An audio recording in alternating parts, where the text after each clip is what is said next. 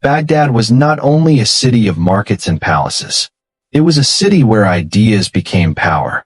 Within its walls lived mathematicians who changed how numbers worked, jurists who defined justice for empires, scientists who measured the heavens, and spiritual leaders who shaped conscience itself.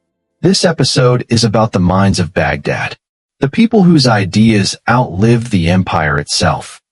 By the 9th century, Baghdad had become the greatest intellectual center of the world. Scholars arrived from Khorasan, Persia, Central Asia, Arabia. They came not only to teach, but to build systems, legal, scientific, administrative, and moral. At the heart of this intellectual movement stood the Bayt al-Hikma, House of Wisdom. It was not a library for display. It was a working institution. Here, Greek philosophy, Persian astronomy, mathematics, and economics were translated, studied, and refined. Knowledge was treated as state infrastructure, not luxury. Among the most influential scholars was Muhammad ibn Musa al-Khwarizmi. He laid the foundations of algebra, algorithms, systematic calculation. His work was essential for inheritance law, trade accounting, taxation records. Algebra was not created for curiosity. It was created to solve real administrative problems. Modern mathematics still carries his name. Baghdad also produced leading astronomers. Yaqub ibn Tariq, al-Farghani. They refined astronomical tables used for navigation, calendars, agricultural planning. Astronomy helped the Abbasid state manage time, distance, and seasons across vast lands. Al-Kindi, often called the philosopher of the Arabs, worked across philosophy, medicine, mathematics, music. He believed reason and revelation were not enemies. His work influenced scientific methodology, rational inquiry, intellectual discipline. Baghdad was not afraid of thought. It organized it. One of the Baghdad's most lasting achievements was the translation movement. Works from Greek, Persian, Indian, and Syriac traditions were translated into Arabic with care and precision. Philosophy, medicine, mathematics, astronomy, and administration were all preserved through this effort.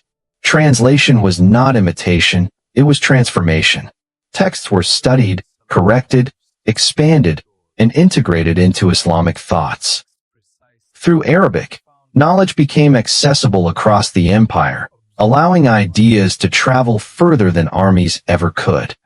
Beyond individual discoveries, Baghdad's greatest scientific contribution was the creation of a shared intellectual ecosystem. Scholars did not work in isolation. Mathematicians advised administrators. Physicians consulted philosophers. Astronomers guided navigators and calendar makers. And jurists engaged with scientific reasoning. Knowledge circulated across disciplines, languages, and generations. This collaboration transformed science into a public service rather than a private pursuit. Research shaped governance, education, urban planning, and even daily life. Baghdad did not merely host great minds, it connected them, sustained them, and allowed their ideas to outlive political power. In doing so, the city helped turn learning into a permanent pillar of civilization. The foundation of Baghdad's legal life laid on Imam Abu Hanifa's fiqh, and the whole building stood firmly on it for centuries. He emphasized reasoned judgment, protection from state abuse, limits on political authority. His legal school, the Hanafi madhab, became the official fiqh of the Abbasid state. This shaped how contracts, markets, and courts operated. The most important economic thinker of Abbasid Baghdad was Imam Abu Yusuf, the student of great Imam Abu Hanifa. He served as Chief Justice Qadi al-Qada, advisor of Caliph Harun al-Rashid, one of the most significant Abbasid caliph.